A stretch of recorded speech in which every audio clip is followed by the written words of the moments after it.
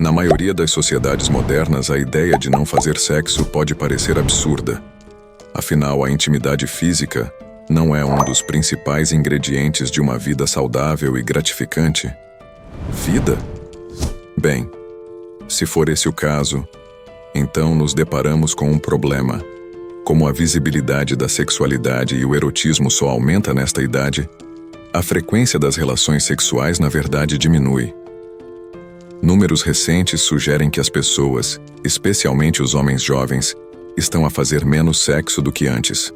Portanto, se atribuímos um valor tão elevado ao sexo e o encaramos como uma necessidade vital, poderíamos dizer que um número crescente de pessoas está privado de algo essencial.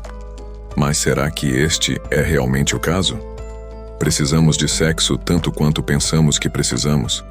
E não poderia fazer sexo ser benéfico para nós? O objetivo deste vídeo não é desencorajar o ato sexual ou envergonhar quem o faz. É simplesmente uma exploração de razões para não se envolver no prazer de todos os prazeres. O sexo. 1.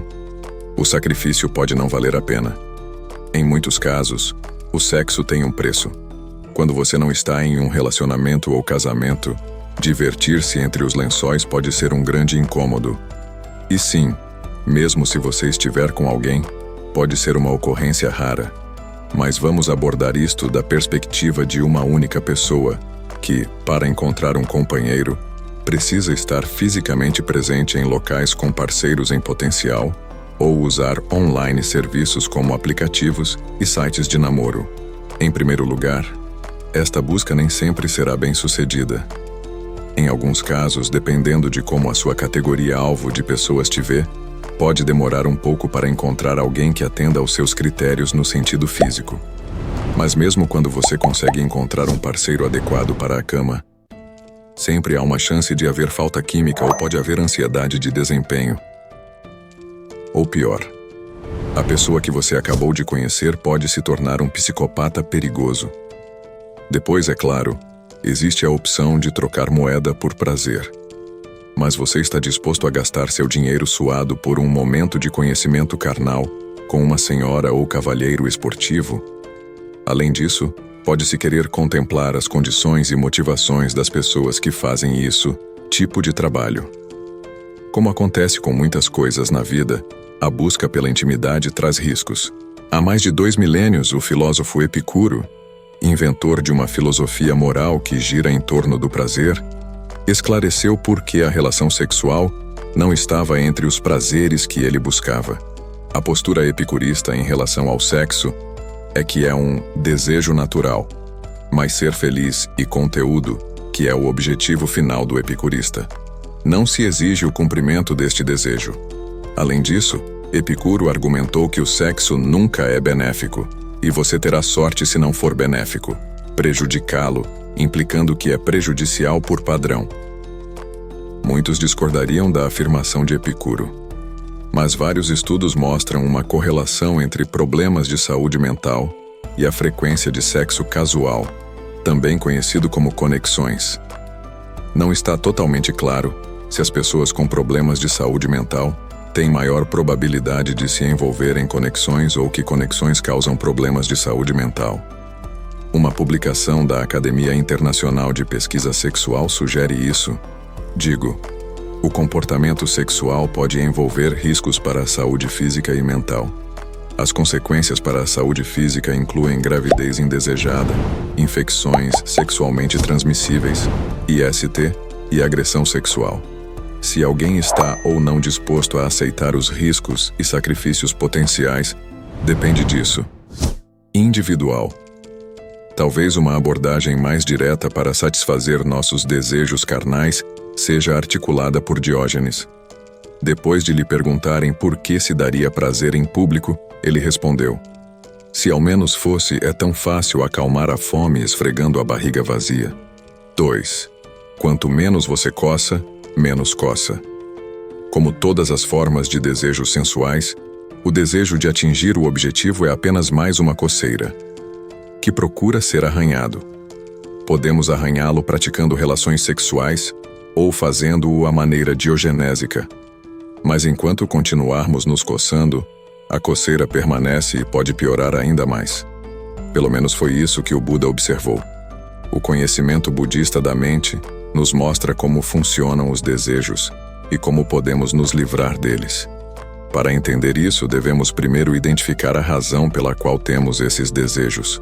Do ponto de vista budista, envolver-se na sensualidade é uma forma de escapar dessa incômoda sentimento de insatisfação com a vida. Embora os prazeres sensuais sejam naturais e profundamente enraizados, também podemos utilizá-los indevidamente para anestesiar a dor. E ao fazer isso, eles ficam mais fortes.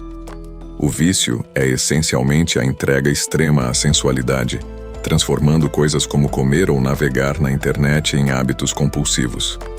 Então, quanto mais coçamos, mais coçamos. Coçar pode trazer alívio temporário, mas a coceira do desejo retorna mais robusta e intenso depois de um tempo. Com o sexo, esses mecanismos também estão em jogo. Muitas pessoas que consideram ter uma vida sexual saudável poderiam, na realidade, estar sob pressão contínua de seus desejos. Eles simplesmente têm acesso a um ou mais parceiros que estão rotineiramente disponíveis para satisfazer suas necessidades, desejos e, assim, eles persistem. O monge budista Ajahn Nyanamoli argumenta que o celibato seria benéfico para um não-budista, pessoa pela razão aparente de que ela não é controlada por um forte desejo, que de outra forma define toda a vida de uma pessoa. Ser celibatário pode secar a mente da, entre aspas, umidade do desejo sensual. Então fica livre disso. Digo, porque toda a vida de uma pessoa, a vida de uma pessoa comum, gira em torno seguir desejos e conseguir o que deseja, em torno da sensualidade, em torno de encontrar um companheiro, uma família. A coisa toda gira em torno dos desejos básicos, que estão profundamente enraizados, obviamente. Portanto, se alguém for capaz de ir contra isso, não apenas num sentido de pura negação, mas também num sentido de realmente desenvolver sabedoria por conta disso, como ver o desejo por não ceder desejar, você pode eventualmente superar esse desejo. E então, você pode imaginar a liberdade dessa mente. Fim da citação. Desta perspectiva, a vida sexual mais saudável seria nenhuma. Quanto menos coçarmos, menos teremos que coçar. E segundo quem é celibatário, não ter que se coçar é um grande alívio. 3. Uma vida diferente e mais expansiva. Embora desistir do sexo pareça uma grande redução na satisfação com a vida, existem numerosos relatos pessoais de celibatários que descrevem experiências de uma natureza diferente, ainda mais vida expansiva. Num artigo na revista budista Tricycle, a praticante leiga Mary Talbot descreve como o celibato foi uma das decisões mais libertadoras de sua vida. Ela escreve que eliminar a busca por sexo e romance liberou uma tremenda capacidade mental e espaço que ela usou anteriormente para pensar, analisar, traçar estratégias, lamentar e agonizar. Eu cito: "Fui inspirado por monges e freiras que conheço e pela promessa do Buda de que, embora fosse celibatário a vida, pode parecer drasticamente reduzida vista de fora. A vida interior do renunciante floresce e se expande exponencialmente. Minha existência como mãe trabalhadora urbana exclui a maior parte do que monges e freiras fazem no curso de um dia, mas este é um pedaço da vida monástica, junto com meditação e reclusão, que posso praticar na privacidade da minha própria casa." Remover a busca por sexo e romance de nossas vidas provavelmente diminui nosso envolvimento com o mundo lá fora. Mas esse desligamento também cria uma oportunidade para o mundo interior florescer. Quando olhamos para o comportamento humano, vemos que a afirmação apresentada por Ajahn Nyanamoli é correto. Nossas vidas geralmente giram em torno do desejo profundamente enraizado de sensualidade e encontrar um companheiro. A maioria das pessoas constrói suas vidas em torno disso, tentando ser o mais atraente possível para aqueles que elas amam. Em grande parte, a sensualidade e o romance antecipados motivam as pessoas a terem uma boa aparência, por exemplo, construindo um físico musculoso, ou usando vários produtos de beleza e vestindo salto alto. Nyanamoli explica que se optarmos pelo celibato, tudo o que de alguma forma facilite a satisfação dos nossos desejos sexuais perde poder sobre nós. Coisas como a necessidade de status social ou atratividade corporal para atrair potenciais, os parceiros tornam-se bastante inúteis, pois a remoção do fim torna os seus meios obsoletos. Este mecanismo funciona em todas as áreas da vida. Por exemplo, se você não precisa de uma casa cara, não precisa ganhar uma renda necessária. Se você não precisa de status e prestígio, não precisa se esforçar para impressionar as pessoas. Simplesmente não querendo alguma coisa, podemos recuperar grandes quantidades de energia que podemos usar em outro lugar. Por exemplo, os jesuítas, uma ordem cristã, afirmam que escolher ser celibatário pode ser um caminho para Deus. Pretendem praticar uma forma saudável de celibato, não baseada na repressão e na negação, mas como uma escolha livre e consciente alimentada por um anseio pelo divino, para que possam se concentrar inteiramente sobre seu relacionamento com Deus. Mas também existem atividades não religiosas nas quais alguém pode gastar sua energia desbloqueada.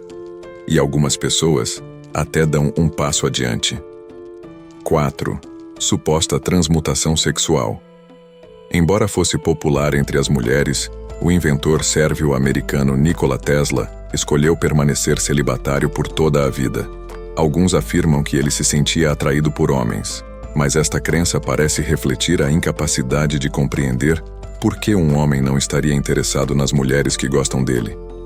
Em outras palavras, ele deve ser gay. Embora o desejo sexual esteja profundamente enraizado em nós, a vida é mais do que a cópula e procriação.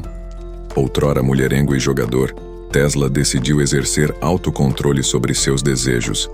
Ele estava ciente do impacto que o amor romântico poderia ter nas pessoas, especialmente nos inventores, e viu isso como uma ameaça à sua causa. Quando questionado se acreditava no casamento, ele respondeu: para um artista, sim. Para um músico, sim. Para um escritor, sim. Mas para um inventor, não. Os 3 primeiros devem inspirar-se na influência de uma mulher e ser liderados por suas realizações mais requintadas. Mas um inventor tem uma natureza tão intensa, com tantas coisas em si de qualidade selvagem e apaixonada, que ao se entregar a uma mulher que ele poderia amar, ele dê tudo, e assim, tire tudo do campo escolhido. Não creio que seja possível citar muitas grandes invenções feitas por homens casados. Mas não foi apenas a ausência de elementos divertidos que contribuiu para o seu sucesso. Tesla também afirmou que a abstinência desempenhou um papel essencial na sua criatividade. Através do seu celibato, ele pode ter entrado no campo da chamada transmutação sexual, enquanto ele convertia sua energia sexual em energia criativa. A validade da transmutação sexual é controversa, e o seu papel na vida de Tesla permanece vago. Embora seja comum nas religiões indianas e nas práticas taoístas, a ideia de transmutar a energia de alguém através da abstinência carece de comprovação científica. No entanto, há uma grande quantidade de evidências anedóticas de que as pessoas se beneficiam a abster-se da liberação sexual.